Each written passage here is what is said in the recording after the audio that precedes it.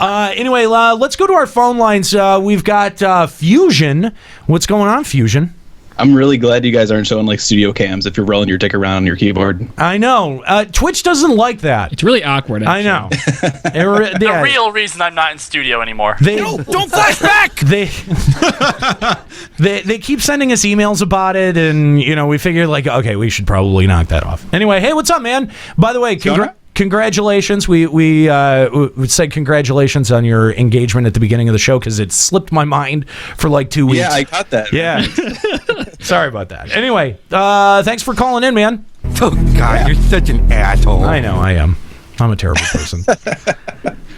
Yeah, so I was going to talk about a little bit of Xbox stuff. Yeah, we're right on the subject, so yeah. I was thinking 4.0 would be a good time to do that. I mean, if you think back to 11...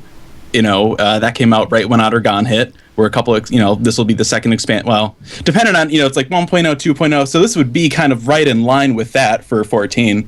And, you'll get a big influx of players because you'll see a whole bunch of people getting into the expansion. And it's not going to be story gated like Heaven's Word. So that'll allow more people to get into that new content. Yeah, I think you're right. I think 4.0 would be the perfect time to look at launching that. I mean, it wouldn't make sense in the middle of a patch, but yeah, would they have to construct at least a portion of 4.0 for new players, do you think? Or I see, because I feel between stuff like Stone Sky and Sea and the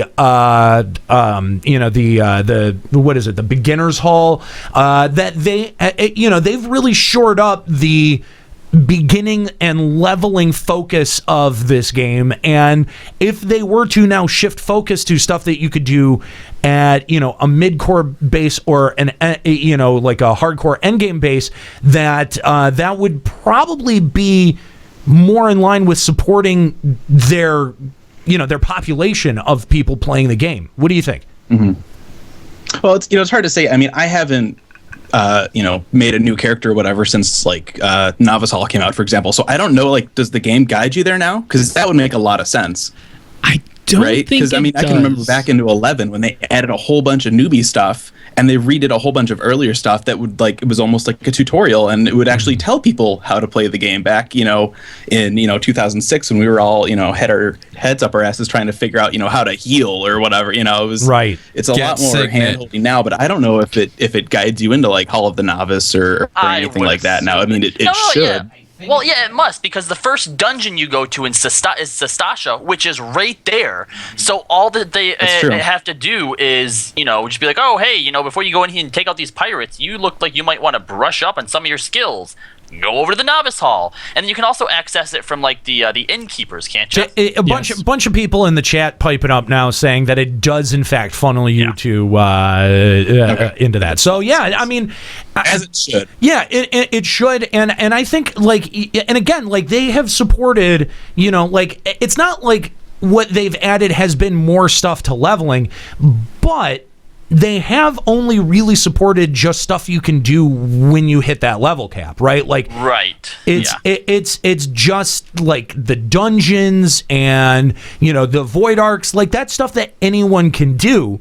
And I sort of feel like if they put more systems in there that have long-term rewards and that are fully fleshed out right from the get-go, I'd like to see some raids or some systems that are built ready to go when they are introduced, and they're not expanded over patches, right? So you've got the reward, and you can be working on the reward for the entirety of that patch, much like we had assaults right out of the gate for Treasures of Outer-Gone. Much like I loved assaults. And those systems, because Square Enix is really great about this, not just with Final Fantasy XI, but with literally like all of their modern Final Fantasy games, taking those systems and tying them into one another so that participation in one is a requirement for another, and it encourages participation in multiple endgame systems. So that's, to me, what would be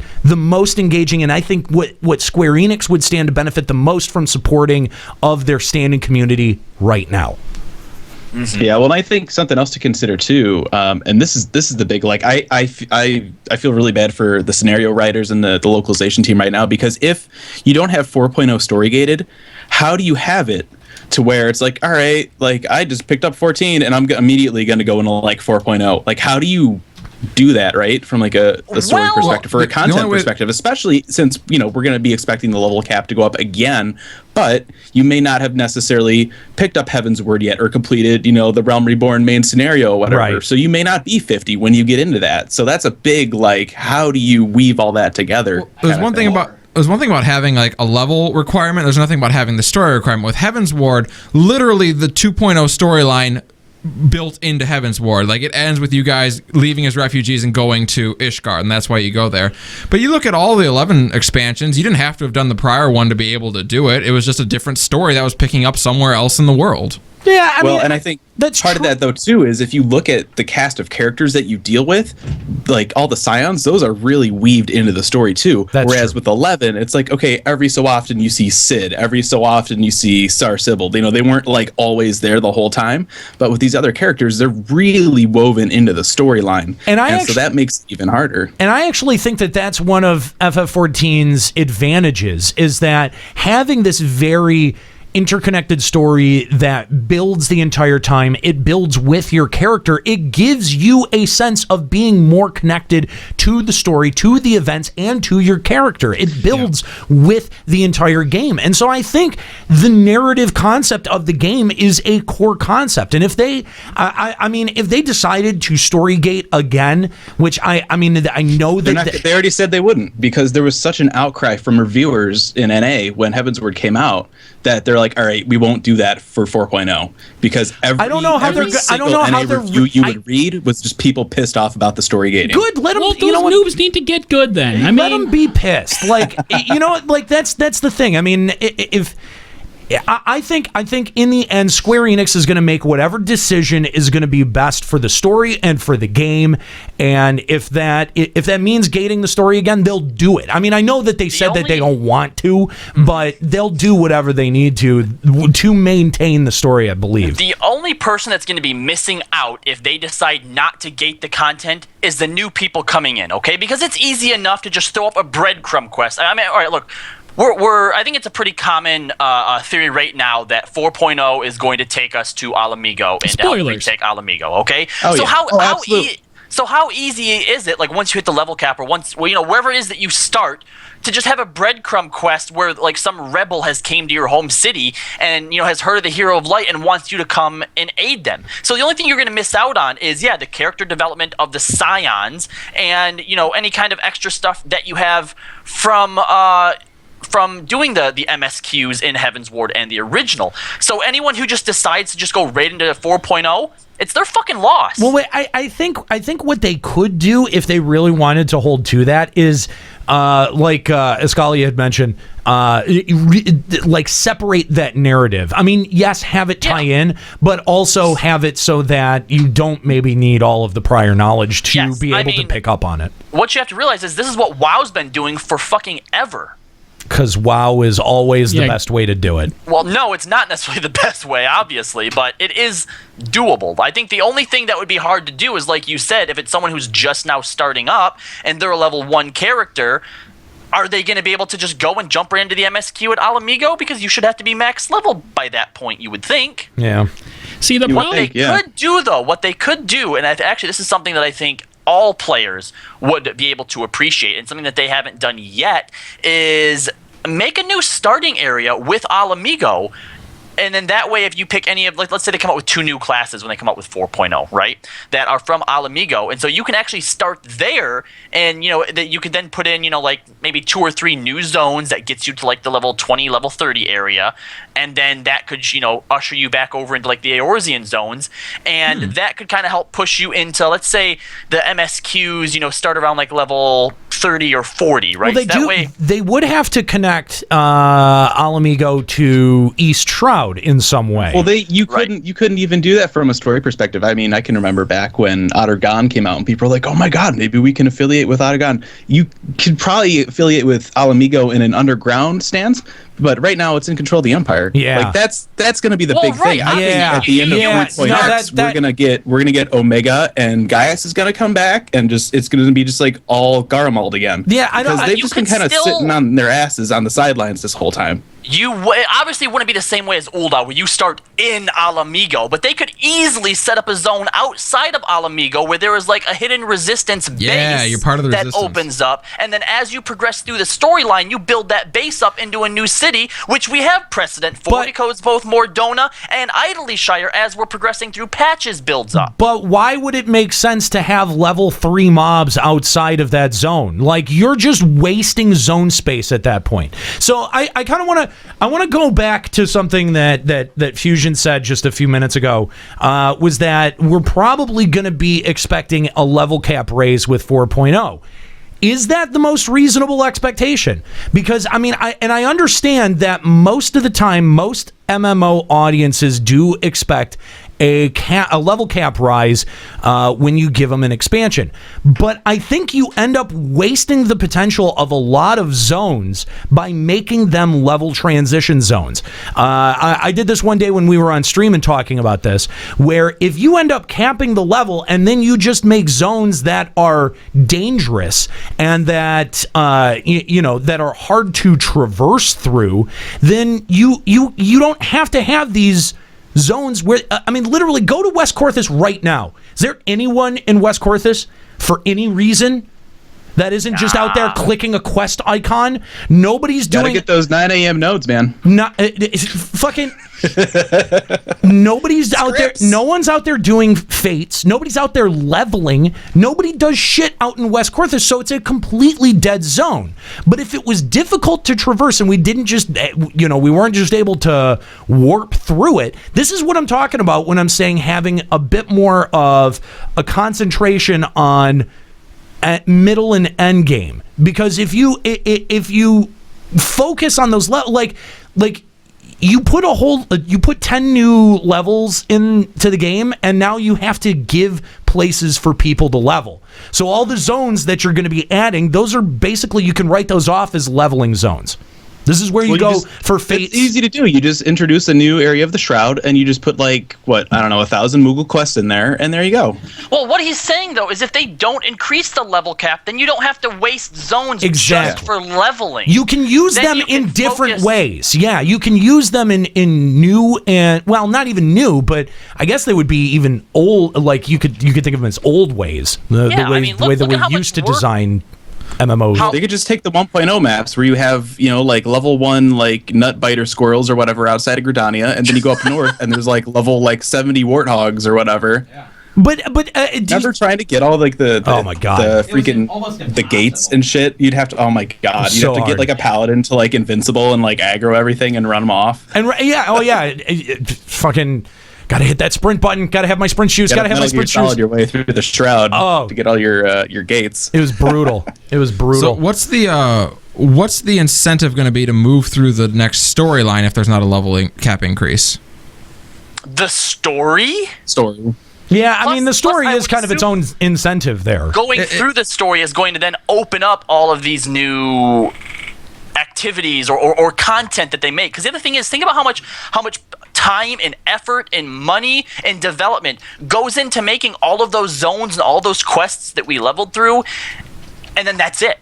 That's it. All that, unless you're leveling up a new character, you don't see that shit anymore. And imagine if they could put all of that time and effort into developing actual new systems and contents and things for us to do in game. That's not just my only point. When you feel like you have to devote zones to a certain leveling range to allow people to level open world or through fates or however, but when 99% of your population's just through leveling through dungeons anyway, what purpose does that zone serve at all? It doesn't. It has no function. Keep in mind too, this game, so much of its content is content is based on recycling older content. I mean, you talking about people in West Corthus, nobody's doing fates. Well, there's a few out there because they need crystals to upgrade their relic because that's part of their thing. Or, now you got to go back and you got to do, Ifrit, Garuda, and Titan Extreme if you want to get your Kettle Nexus, right? It's ever for the longest time, it's just based on recycling content, and then they add a new area with like new content, like Diadem. It's like, cool, check this out. It's like this end game thing, and you'll love it. And like 3 weeks after it was out, nobody cared anymore. Yeah. So it's one of those things where they got to be really careful about making those big and non-level areas, but they got to have something in there. But I'm almost wondering. Go ahead. No, finish. No, sorry. I'm almost wondering, because just the way the story's building, I feel like we're going to go to Alamigo, right? We're going to go east. There's going to be Empire stuff. What if they did some kind of like a 14 take on 11's conquest system, right? Okay. Maybe mix some fates in there, but have like territory control shit. Make it a little more dynamic, and then you'll get you got to have something rewarding right from it. But I think that might do make areas more worth going into. Or it could just end up being the new versions of LevQuest that they gave us with Heaven's Word that I don't think a single person has ever done ever. No. Somebody it's like you have to get like the amber, like the Vilekin amber or whatever for some of the new orchestrion roles. I'm like, what the hell is that? There's like an NPC you can get rings and all this other shit from it. I'm like, I never knew about this. I got it. I'm gonna mix one of the ideas that we had with Fusion's idea, right? All right, so we go into Alamigo, right? After you finish the MSQ and you let's say you liberate the main city, the Guardian presence is still there because we still have a lot of story to go throughout 4.0, but we at least get control of the city back, right? But now what it is Alamigo is still shattered. They're not really their own nation, so they rely on the grand companies for help. But the grand companies all want Alamigo for themselves as like a city-state. So now this is where you get your open world PvP in the 4.0 areas. And yeah, you have like these conquest style things where every once in a while a battle breaks out in certain areas and you have to go there in PvP against the other grand companies to try and take control of that outpost or that area for your city. Ooh. It's an interesting idea. I feel like lore-wise, nobody gives a shit about Alamigo. Like, especially like the Grenadians would be like, "Oh, Alamigo's in trouble."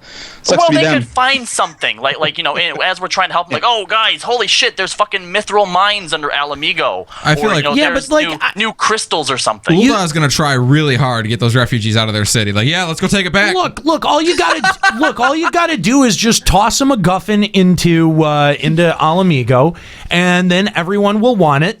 Yeah, like a dragon. The problem is we've got a really good MacGuffin that's tied to one that came from Alamigo, but this one's not in Alamigo. And I feel like they kind of like right now, Omega. Yeah. Omega's under cart now. I'm like, why did you have to put it over there? Like, it's like, oh, it's under the PvP area. Like, nobody gives a shit. Like, put it somewhere else. Are they ever going to do anything with that? I'm so irritated that we haven't heard about Omega in like ages. 3-4 patches. God damn, it's been a long time. They could have so easily set it up where the story is going right now. Like at the end of each patch, we're getting like little hints of like Yida and Papalimo. Yeah. If they had put Omega somewhere out east near Alamigo, that little snippet would have been so much more interesting because it's like, oh, maybe they're working at some kind of like, extra, dig site with some team that's trying to dig up Omega. And, you got like Vega from Street Fighters over there, like running stuff. Like, keep in mind too that besides the fact that it's under Cartno, we know nothing about Omega. What if it turns out that what's under Cartno is only a piece or fragment of Omega and the rest of it is in Alamigo? Maybe, or maybe they take it to Alamigo. I mean, that's where they dug up Ultima. It's very easy to connect really anything to that. That's going to be a big part of 4.0 or the end of 3.x that leads into more Garlemald stuff with 4.0. I think that's how it's going to go down. Because there's nothing going on with Garlemald right now. There was like a brief scene in 3.2 after you got done with... He's like, I see you're fighting the war in Triad. That's cool. Yeah. I'm going to go back to the ship instead of... Bye-bye. Bye. It's socially awkward. Yeah. Honestly, I think one of the biggest things I'd like to see going forward, not just into 4.0, but from here as well, is I would like to see the stakes raised a lot higher. I want some actual, meaningful, permanent character death. Good luck with that. Keep dreaming. In the recent patch, when Estinian showed up and speared that dragon, like I'm like, holy shit, and they're like, nah, she's fine. I'm like, what's the big fucking deal then? Jesus, this is actually almost depressing. It'll be good. Yeah, like I was so upset. Like, come on, Square Enix. raise the fucking stakes a little bit. Death really doesn't mean anything in this game. Or at least give us some hamburgers. I mean, I'm not fond of steaks. I think with 4.0, if we do get into Garlemald, I got a feeling Gaius will be back because why not? So why not? I'm looking forward to talking to Brita again. Right? She's probably got something cool going on. Tell us about the afterlife a bit. Yeah. No. She's a Rogan. She's definitely gone. Oh, okay. Rogan lives always die. All right, Fusion. Well, thanks for hanging out, man. It was good to hear from you. Make sure you guys check out Aetheryte Radio over at gamerescape.com. Also on iTunes. And let's see, you guys got twitch.tv/gamerescape and at Raffelderg on Twitter, right? Was that everything? Did I plug all the things? That's it. All right, cool, man. No, thanks. Thanks for giving us a call and for chatting with us. And again, congratulations on your engagement, sir. Thanks, guys. Take it easy, man. Thank you.